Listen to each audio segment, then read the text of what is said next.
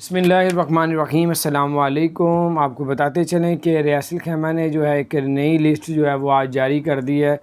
उन्होंने बताया कि अगर कोई शख्स जो है वो अगर शॉपिंग मॉल में जो पहले तादाद थी, पहले 100% थी कोरोना से पहले, अब कोई भी शॉपिंग मॉल छोटा बड़ा है उसमें अब 60% लोग अंदर हो, यानी कि उसकी कैपेसिटी के साथ रह सकते हैं। अगर 60 से ज़्यादा कोई शॉपिंग मॉल वाला कस्टमर को अंदर लेके आएगा तो इसी तरह दुकानों में भी तो उसको जुर्माना किया जाएगा। तो इसी तरह उन्होंने बताया जितने पार्क हैं, जितने जिम हैं, जितनी गेम सेंटर हैं, जितने भी सिनेमाज़ हैं, उसमें 70% लोग बैठ सकते हैं।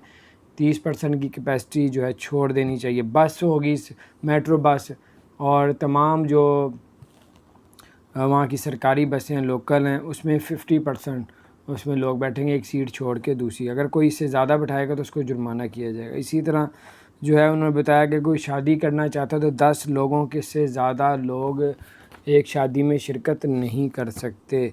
और अब दुबई ने बड़ा ऐलान कर दिया, मॉडर्ना जो है वैक्सीन अब उसको अलाउ कर दिया दुबई के अंदर। अब पहले अलाउ नहीं कर रहे थे।